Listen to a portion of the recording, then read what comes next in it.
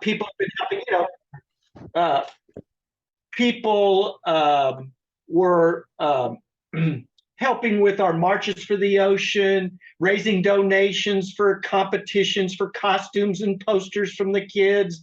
So we had an event where we had certificates made up for 140 people, 70 that were international, 70 that were back in the US in different age groups and stuff, signed by the president of Cozumel there, the head of the MPA, the sustainability department, some knucklehead from Austin, Texas. So it was a thing to recognize people for their contribution, towards the ocean.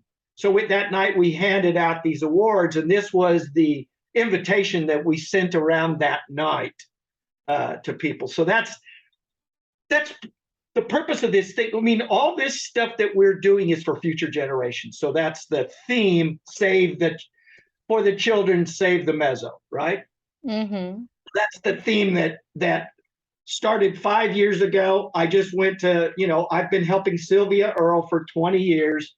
So before there was Mission Blue, blah, blah, blah, doing her tabling events or manning the booth that we'd have, the little store to sell Mission Blue stuff and raising money, all that kind of stuff is what I've done for 20 years. Anytime she was within any place that I could get to help the Mission Blue team.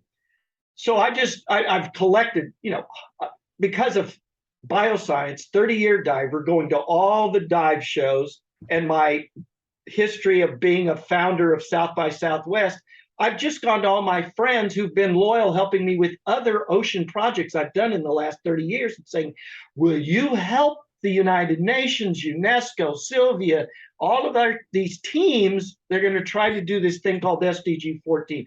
And then I just put their pledges. Yeah, I'll help. Just let me know when you need. I'll help. And so I've gathered up. So I've got, and most of them are influencers. They're ahead of some organization or some group or something that has done it. So this is the one slide I wanted to show you.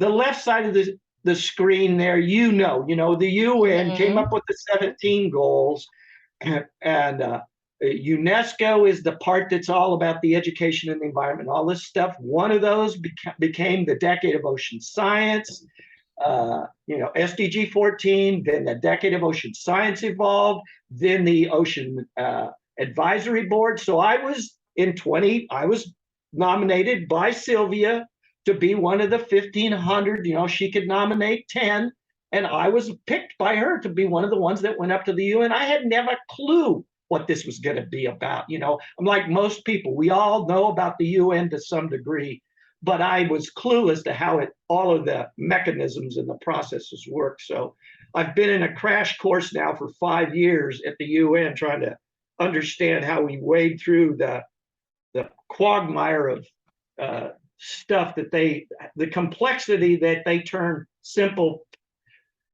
As an entrepreneur who's had a few successful tech businesses, it's really hard to see these delays of time when the purpose is so urgent, and how they just continue to live.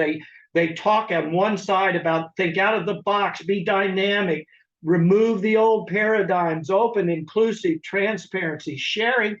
But that's not the walk. They're still walking the good old boy network of some kind of secret committee that's trying to figure stuff out. And then, it's not, they talk a good game, but they're having a real hard time walking their talk, is my opinion. And it's causing frustration. When someone believes they submit something for this thing called endorsement that's supposed to allow them to meet with some billionaire foundation that's interested in them, and now it's been 2 years since they were endorsed, and there's not been one meeting with any billionaire, not $1. And I've asked every endorsed leader I know now, which is 5 or 6 of them, not one person has had a billionaire meeting or gotten any billionaire funding. So what the hell is it? That's just a big myth. out there. Yeah, it's very good that you said about that, because I've seen, so you see everybody seeking for these endorsements. So Yeah. people like stop, and then they have all this discussion, and then and I don't even like um and really some of them like they can use is as something they can advertise, like, oh, my Yeah. project was endorsed. But seeing Yeah. from this side about like receiving opportunities for big funds and things like that, Yeah. actually we haven't seen nothing, at least I haven't. And No, I we know it. have been, yes, Yeah, it's ubiquitous. I haven't found one person yet or one organization yet yes, that can now, like you, because I am a board member and a shareholder in several of the groups that are in the group that we formed. And so I'm intimate. I mean, they've been endorsed, and I know we've not gotten anything. This is not rumors, this is fact. So, anyway, so we know about the board, we know about the challenges, and we know the roadmap, and we're getting to have laboratories, and we know we want the outcomes of clean, productive, safe, informative, engaging, secure ocean, blah, blah, blah. So that stuff on the left-hand side and the stuff across the bottom, that's stuff that's common. That's what the UN and this decade thing has provided us, is all of that resource and connection, we'll call it. And then they said, okay, you've been inducted, go anywhere you can go that you can make a difference. Well, for me, that became Cozumel initially, and I dreamed up this thing called the SDG Research Center of Excellence that was going to go in, that's still going to go in Cozumel, which is going to be a place for engaging youth in high school to write theses, why they wanted to work at a marine park, get them adopted by a dive shop, train them to be divers, and now they start working 4 hours a week, getting paid a little bit, either work at the dive shop, work at the Ocean Research Center of Excellence, or work at the marine protected area there in Cozumel to get experience. Now, 2 years later, they keep that up. They got to have good grades. They have to defend that thesis to get adopted by some dive shop, blah, blah, blah. They got to do their work and show up. At the end of the 2 years, now we would have these students. There's 250 dive shops in Austin, in Cozumel. I went to just 50 of them and said, would you guys do this? Would you adopt two boys, two girls a year, just to give them dive certification, and then give them a chance to come and work at the dive shop occasionally, blah, blah, blah. All of them said yes. In fact, some said, I can do probably 10. I just need to know you guys get it, and you'll help when we're ready, because I know we can't do this other stuff till we got money, but I need to know that we've got players lined up willing to do it. So the dive shops are in it. The government's been in it there. They had a facility that they were going to donate, and 10% of the there's 7 the other reasons in Cozumel, the most visited destination on the planet in the tropics is Cozumel, Mexico. 7 million annual people come there, most by cruise ships. Lots of divers come by planes, and lots of people come on the 20,000 come a day just on the ferries. If we want to change people, the public's and awareness and all that, let's go where the people are. That's Cozumel. And they already are probably somewhat in our court. They're on a cruise ship. They must care about something, water, ocean, something. So if we can get that 7 million informed as they cruise in, and have a little commercial on the cruise ship, the plane, or the ferry, which they've done for us whenever we have a March for the Ocean event. All these groups are working with us, saying, hey, if you're going to be in town this weekend, they're marching for the ocean in Cozumel, join them. So they've helped us in the past. I know they'll help us with this. And that's what my companies and stuff did for 20 years, is marketing for IBM, Dell. I mean, huge marketing projects is what my company did for years. Multimedia presentations to launch products and initiatives and stuff like that. I've been applying that all for the ocean now. in the recent past. So I know we can attract, and I've told everybody, if we can't get 10% of the people walking up, if the content that we're going to put in these infomercials to attract somebody to say, let's see now, kids, what do you want to do? We can spend $50 and we can sit on the beach, or we can spend $75 and we get to go in a snorkeling boat for 3 or 4 hours, or we can spend $150 if we're scuba divers to get 2 tank dives in, or we can go, drink tequila for $75, smoke cigars for $75, whatever, go buy Tanzanite, $75 tours. Or maybe for $50, you'd like to come to the Ocean Research Center and see all of this VR interactive, people saving turtles, people doing coral farming, and learn from a scientist. Or you may even want to come back sometime and have a working holiday helping the turtle team, the rescue team, the mangrove planting team, and literally work with something. So that's the concept of what would be happening at the Ocean Research Center. If I can't convince 10%, that'd be 700,000 people. 10% of 7 million, right? Yeah, totally. To come to this thing in the course of the year, then I need to get out of the business, because that's what I did for 20 years, is get people to watch something and then get them to do something after they watched it. So I know we can get people there, and then we're going to give them an experience of their lifetime while they're there.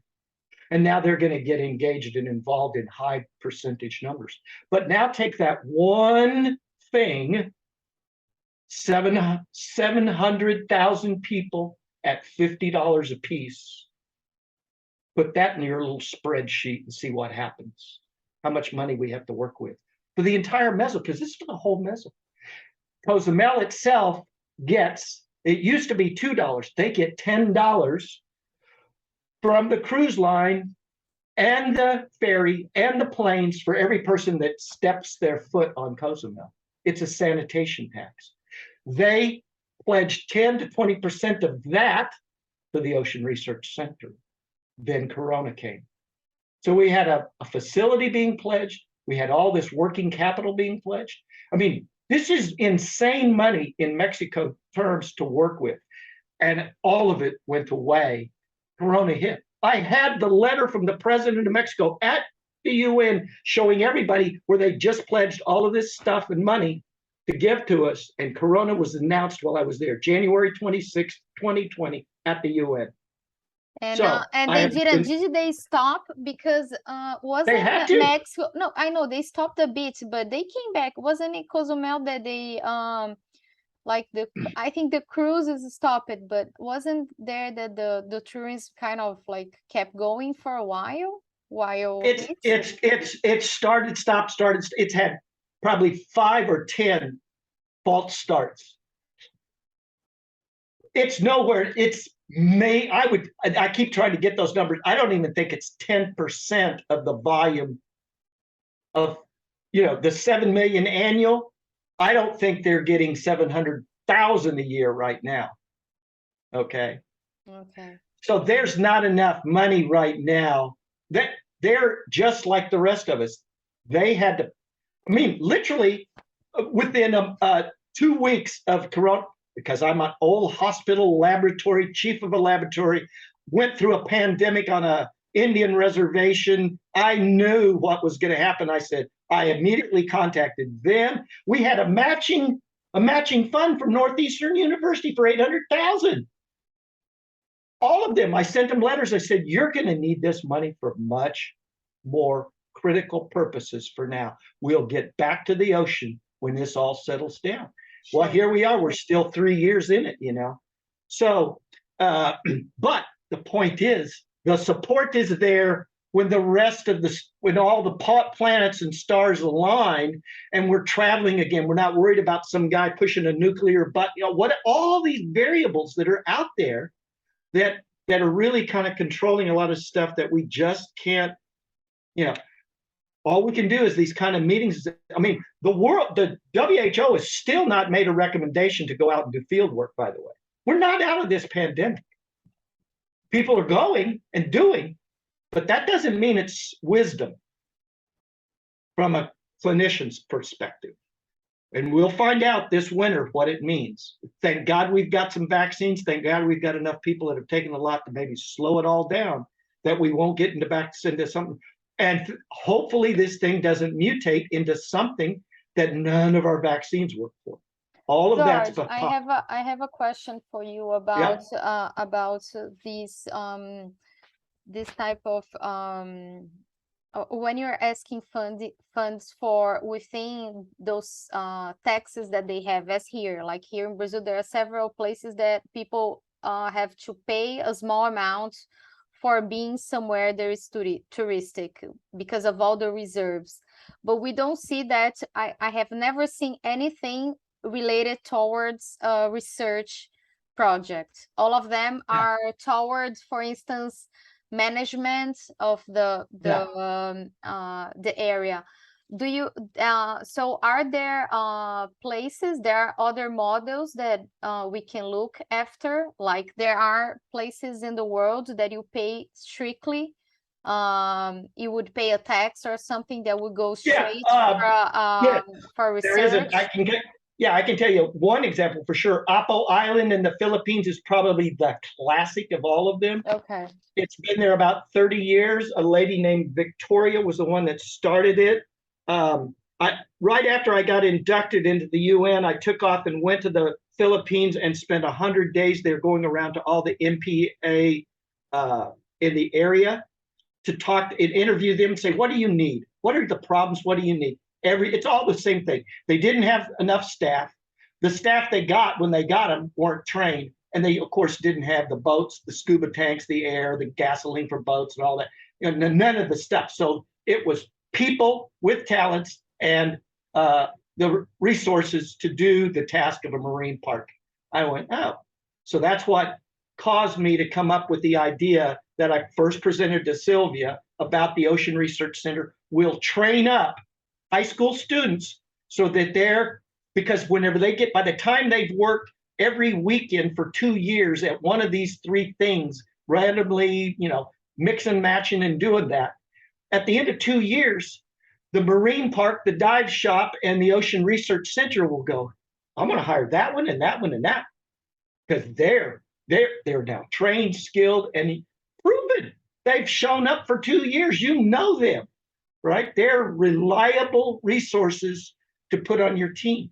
So that was the solution I came up with. Sylvia said, this is exactly what I meant by Mission Blue. What do you need? I said, I just need your certificate. I just need your signature on a certificate with some of the awards we're going to give them, which is things like this bronze doubloon. This bronze doubloon, a certificate signed by Sylvia, Peter Thompson of the UN, Vladimir from UNESCO. All those guys have agreed, and gals have all agreed to sign the certificate. The president of Cozumel, blah, blah, blah. So awards, because in the original days, when I dreamed this up 5 years ago, there was none of this endorsement or big money was being talked about. And what are nonprofits? We don't have any money, but I said, if we're going to have people giving their time, talent, and treasures as volunteers, we got to come up with something to give them. So I dreamed up these awards like the turtle. This is a bronze turtle, weighs about 15 pounds, sits on a chunk of oceanite. That's the magic endorsed product that's going to save our coral reefs and coastlines and habitat, blah, blah, blah. So I created awards, the certificate stuff, the story, and went around, like I said, and just pitching it. Will you help us when we got our shit together? And everybody said, of course, because most of them are divers, or scientists, ocean scientists. So it wasn't like it was a no-brainer. Nobody knew about that stuff. Wasn't around 5 years ago, it just wasn't here. So I said, something's brewing here. It's for divers and scientists and the ocean and our, the stuff that we all love and want to protect. This is the thing that's happening at the highest level on the planet. So you want to be part of it? Let me know. Okay, add your name to the list. So that's that icon up there. Let's see. Can I expand? Yeah, how do I blow this? This is a jam. So there's some way. I'm not a big jam guy, but let me view someplace. I'll zoom in on the other side now so you can actually see some of this shit. Oh no, that's That didn't zoom very far, did it? Can I zoom further than that?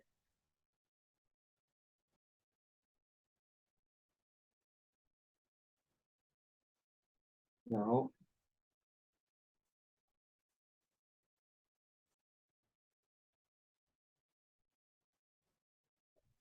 No.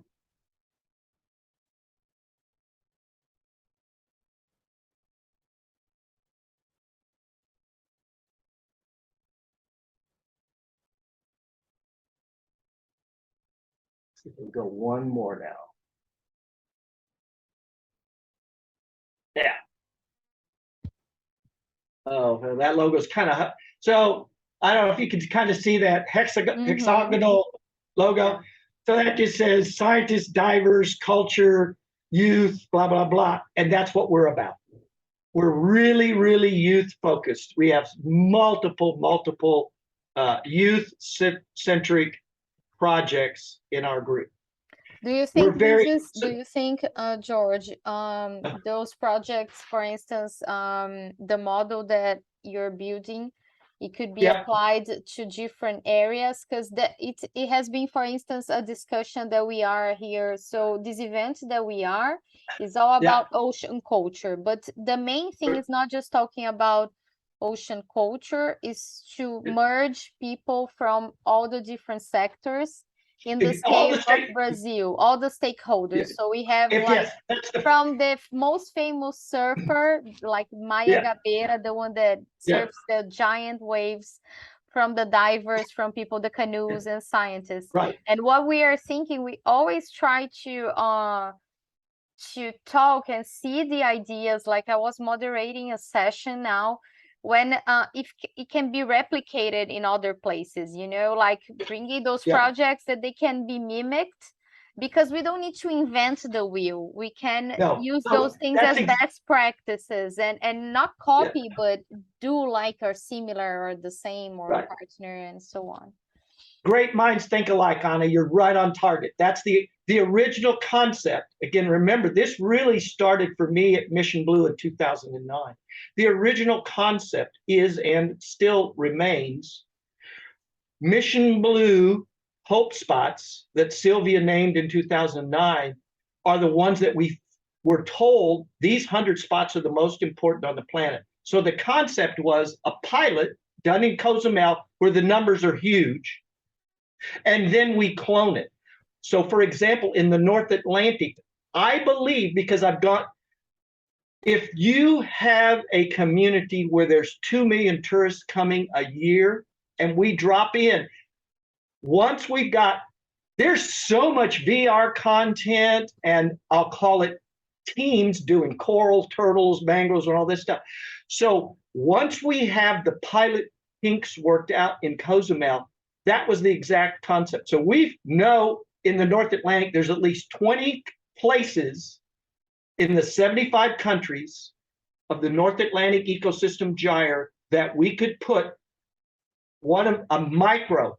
We don't have to make it the full blown like the Ocean Research Center is going to be in Cozumel. We don't need a VR theater that seats 50. We only need a VR thing that seats maybe 10 in places where they only get 2 million a year, because you start doing the math and, but all the content would be the same, oh, you need to have the VR headsets. You need to have the touch screens, you just need to have this minimum. You need to have a couple of coral raceways. You got to need somebody to show. I'm going to tell you about the VR here. So we had we are within the LTER network, like the long-term sites within Brazil.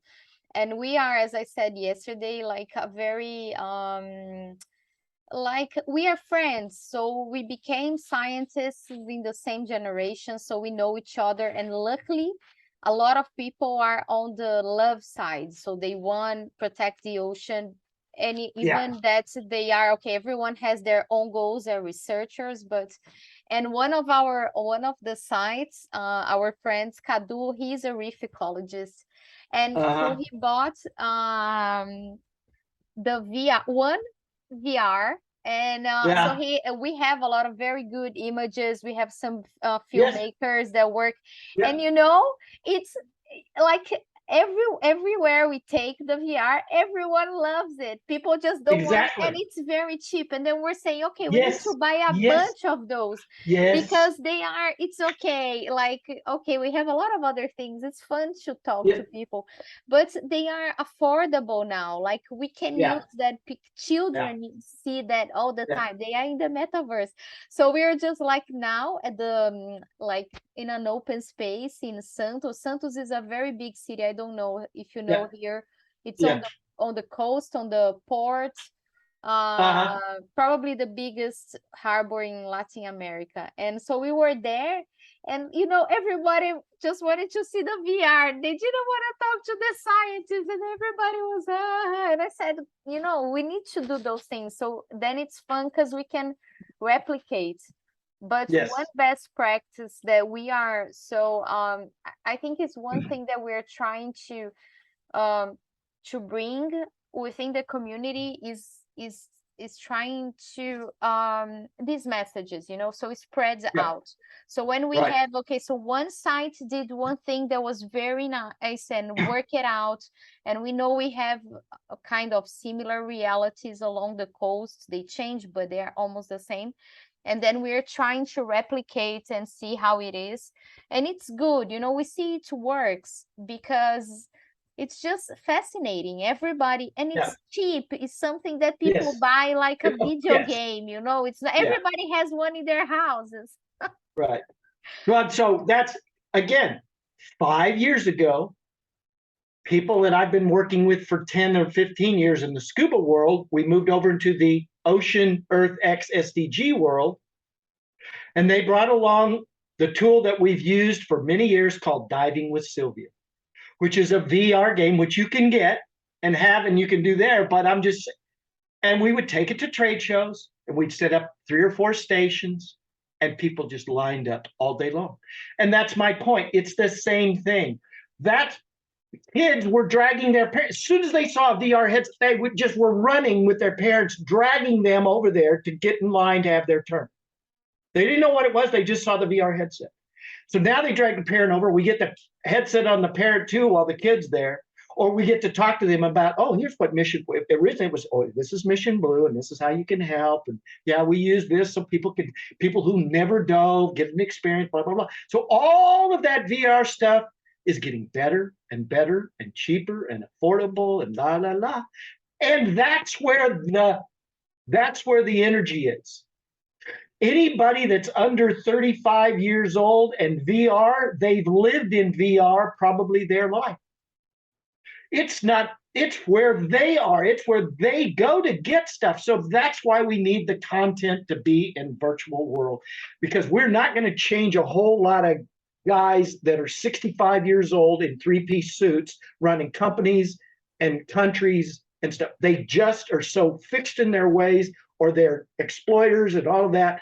We're going to change it from the bottom up. We're going to educate kids, give them knowledge. Then they're going to have wisdom, and we know how they'll vote, and they'll probably take office, because that's what I go and did. I did 75 school talks in 2018 and 19 before Corona shut me down, going, kids, there's great jobs coming, and we need you. You got to take STEM and do good. And we got stipend programs and scholarship programs that'll take you from high school to a PhD in marine science. If that's what you want to do, if you'll do the work, we've got a plan for you. So that's where we're going to engage them. Anyway, so moving down the right-hand side of the thing, the reason of the Mayan pyramid is because we're really culturally focused also. Every island we're going to be in, every coastal community, whatever the indigenous knowledge that was there, we're going to drag that up. We're going to engage those people, every stakeholder. Peter Thompson was the second person I took my idea to after Sylvia, because Sylvia gave me confidence. I went, shit, Sylvia likes it. Let's see what Peter thinks. So I took it to Dan Thomas, the spokesperson at the UN. He took it to Peter. The next day I was with Peter, and he said, I will support this, but I have one thing. You have to show me you've gone and engaged every stakeholder and you've got them involved. And I will sign certificates. I will promote your programs. I will do everything you want. So I didn't know any. I said, oh, that's what Peter says I got to do. That's what I went and did. So that's all I did is I went and talked to the gut. I've been through I'm on my third administration in Cozumel. All of them have stepped up and are willing to do buildings, money, piece of the sanitation fee, all of that stuff. They get it. So the cultural piece, and then it's the ESG piece, we've got to include, as you know it, we all know it, and it's true.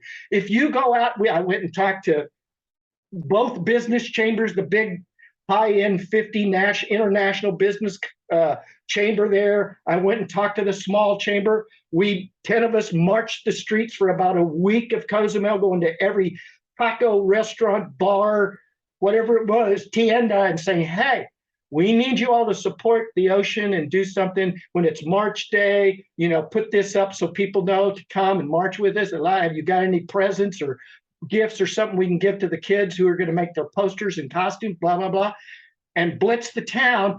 I go on TV and radio there, all of that stuff going, we're trying to fix your economy. We're trying to fix your ocean. We're trying to fix the situations here, but you all have got to do the work. We can only bring you the ideas and some of the funding and support and stuff like that. It's your stuff right out here. You're the ones that are intimately involved. You've got to get involved. So that's the whole pyramid, ESG. Then we go to ECOPS, and that's the whole thing of 1,000 senior career ocean professionals, my friends in turtles or corals or mangroves or whatever, are saying, yes, I will mentor ECOPS. So when I do my school talks, if there's 100 kids up there, when I get done, 10 of them rush the stage. Mr. George, how can I help? I want to be involved. I said, oh, really? What do you like? Why do you like the ocean? Oh, I love turtles. I said, fine, give me your name, write turtle down, give me your email. I'm going to send you some stuff, and then I'm going to connect you to some turtle experts to help you have a career in turtles. If that's your passion, let's find you a job in turtles so you can have a passionate job. Yeah, inspiring is very important. I think that's why it is within those it's not just because it's there as a UN decade. It's because it is important. They have to see, like, because unless they know there is a way that they can be a scientist, or I don't know, just work with the ocean. Doesn't need to be a scientist. Can be a diver, or it can be we need social media. We need grant writers, but we need you to. The first thing is you must love ocean or nature. That's the one piece. If your journey as a child didn't teach you to love nature or the ocean or something like that, or if nothing ever stimulated you to do that, you're not the youth I need right now. We'll get to you, but I need our influencer youth who've maybe we had 40 countries, 100 youth for 1 week, last Earth X, that a bunch of us mentored them for the week on SDG skills, entrepreneurial skills, things like that. Exactly what I'm talking about. And these 100 were cherry-picked by their countries. They came from 40 countries. They weren't there. There's some youth from countries that had a blog, a vlog, a website, an NGO, whatever, had 1,000 or 10,000 or 100,000 followers because they're the youth they're the Greta of their country, right? Those were the kids that were in Dallas, Texas. Those were the kids we worked with. So the model worked. Those kids walked away from there, and now we're going to try to double it next year. I just met for 3 days. The new Earth X guy came down here to Austin. We strategized. 3 of us strategized about how can we amplify that thing that worked so well last year. Let's get 100. Let's get 200 youth there from 100 countries, right? But these are youth that are influencers. They're going to go back to their communities and they're going to inspire 100 kids or 1,000 kids, right? Yeah, Then, sure. yeah, so we have our manifesto. That's all. It's like everybody else, It's, in fact, I went and found about 30, 40 different creeds and pledges and stuff, like tried to cherry pick those. I think I'm actually going to go back and we're just going to adopt the Yunga manifesto thing. That's plenty good. And maybe that and the ocean best practice stuff. Anyway, all of that stuff will become, our organization agrees, believes, supports, and will do as these organizations are suggesting we do. So that's our manifesto. Then one of the other big secrets that's really exploding now is, of course, this is all going to ultimately be Web3 blockchain, open, transparent, smart ledgers, all of the piece. We're going to remove fraud, misuse of funds, all of that stuff to be in our organization. You're going to have to be a true blue heart. If you're exploiting or anything, that'll be your last time to get any money, and you'll probably be excused from the group unless there's a really good cause that you can make for why you were caught doing something you shouldn't be doing with funds or stuff like that. So that the next slide below blockchain to the left there is just a bunch of the logos that there's. I mean, again, there's so many influencers. I can't tell you how many, but it's in the. I keep trying. I have 500 what I call A-lister influencers that have pledged. A-listers, from Sylvia, Fabian Cousteau. I mean, it just goes down, down, and down. Said, yeah, I want to be part of this too. We want you part of ours, and we want to be part of you. So then the thing to the right is what I call our pods, which is much like the ML. It's just we identified 7 pillars, and then we identified areas in that. So, maybe you're into turtle restoration, or maybe you're into data collection, or maybe you're into grant writing. These are the pods that we would, and you might plug into more than one pod, but that's the pods that we've defined that will have 10 leaders. Every pod it's always meant to have 2 representatives from the 75 countries, one male, one female, in the elder group, 1 male, 1 female in the ECOP group, 1 male, 1 female in the cultural group, about turtles, about corals, about nature, about funding, whatever it is, that these little mini congresses will be made up of senators from the countries and islands, age, gender, and cultural points of view, all stakeholders. In these mini congresses, it'll say, where does the coral team in the North Atlantic ecosystem, where are the 10 places we need to go and really work hard because we can make the biggest dent with our limited resources there? Everybody would get some of the resources, but we're going to find those places that are at the highest risk, the most people, the greatest need, where we think we can make a difference with the solutions we know we have right now, get those amplified with additional funds, resources, and people, and time and talents, till that one's running. When we've got those 10 up and stable and amplified, then we go to the number 11. That the councils of wisdom that come from the entire 75 countries have agreed on. This is the top 10. There's number 11, 12, 13. It's the DAO. It's a distributed, that everybody has a voice.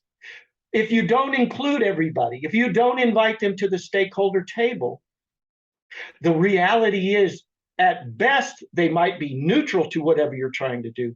Odds are they're going to be an enemy to you. If you didn't include them, they feel like nobody listened to them, nobody talked to them, nobody heard them, and so screw you. I will do anything I can do to stop you because you don't even know what the problem is for us. So if that's like the kiss of death is not to invite everyone and make as much effort to get them to come and talk at the decision table. Now, the big problem is they have to understand everybody isn't going to get their way. It's going to be what the group think, what science group, policy group, funding group, cultural group, what do they consolidate it down to and say, this is us, this is not us. So people who will buy into this new paradigm where we're open and transparent and sharing and all of that, which is a lot. I'm going to say it's 80% of the people when I talk this idea, I want to be part of that. This makes so much sense. I want to be part of that. So I think as you said, love is going to win, right is going to win, wrong is going to lose, bad actors are going to lose, and Web3 is going to help us divide them. So let's see. And then that other slide is just the first time I showed Sylvia the turtle and showed her the idea. And she said, yeah, whatever you need. So that's just kind of a graphic. That next slide over there, where you see all the people, that was the people who got awards when we did that award night. Look at their reaction. Little tiny acts of recognition for people who maybe they only donated 100 pesos or donated 100 tacos for the day, but they did something because now they have ownership and now they've been recognized for their ownership. I suggest to you that makes them come back and it makes them try to go out and get other people to be part of it. And there's their joy down there as they did a Sylvia salute after they all got their awards that night. So that's in a big thing. I will send you now. I've got like a written up thing that describes a lot of the it would be great also because we can share. There is one of the days on the discussion. It's going to be one of the morning sessions that we have. We are going to talk about engagement and outreach. And one of who is gonna talk is one of our friends that works a lot with the community within the coast of corals here in Brazil. I don't know if you have been. Have you been to the Brazilian coast, to the coast of the reef barrier here that we have? No, I have. I've been a global traveler a lot, and I've dove all over the world. I have not yet been in Brazilian waters, but it's on my. So they have this big. I think it's the second reef in areas. I think the coral reef here that goes along Brazilian coast, I think is the second barrier. I'm not sure. No, well, so that's the Mesoamerican from Cozumel to Panama is the second largest reef on the planet. Nobody knows that. Nobody knows. You ask people, they only know the Great Barrier. Yeah, they only know that. It's the same here. Even in Brazil, they don't know that it gets like almost all Brazilian coast.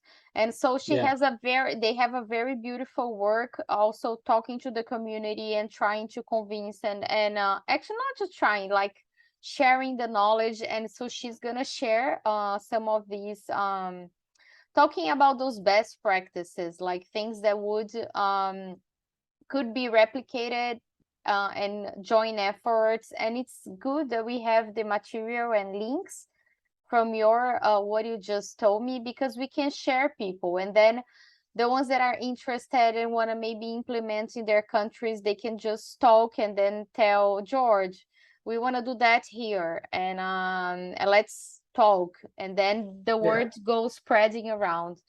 How was were you in the UN? Were you in Portugal? No, I didn't go. I was at World Ocean. Again, this was so humbling. There was only about 400 of us invited because the General Assembly at the UN doesn't hold very many people on that ground floor. Anyway, to be there for World Ocean Day, and so that was then. And the Portugal thing got it was like it just closer and closer it got to that ocean. I really was ocean. Again, the world who wasn't telling us to go, but I was going, I think I need to go and be there. But it became such a mess of who could get in and who couldn't. And we already had 3 or 4 other people up there. So I said, you know what? I'm going to walk the Greta talk, and I'm not going to, I went, nobody else. I was the one that took on the challenge. I went and did the CO2, represented us at the World Ocean Day at the UN. And then the whole week at the Explorers Club. So I did that, but then next month I did not go to Yeah, no, we Portugal. didn't And either. Yeah, we had actually had we could go because of OBPS, but yeah, we couldn't because at the time we were in an expedition, so we decided yeah, it was going to be too much. But people said that there was a lot of sharing about those experiences and best practices. What I think maybe it's something that, so like this inspiration has to be taught, so yeah, we have to keep talking about that. It's very tiring sometimes, but I also believe that next generation will help us do that, because it's who has the energy. Like I see the younger girls than me, like we are 15 years apart, and they're doing a lot, and when you see them like doing that and that and that, and then you say, yeah, okay, that's we can use all this energy also to, because it's a lot of work. yeah. And if you think, not a bunch of people like ocean, like there is a lot of people willing to help the ocean, but if we think about professionals that deal with the ocean, it's not a lot of people like nowadays. No, it's that. Yes, thank you for That's the thing I keep telling everybody. Go up there and look. There are 1,640 registered group commitments. 1,000 for 8 billion people. What that's now, some of those commitments might have 5 or 10 scientists behind it, but even if all of them have got 10 scientists, that'd only be 16,000. 16,000 scientists in the ocean space that are plugged in there. I think there's probably 10 times that number of ocean scientists marine scientists out there.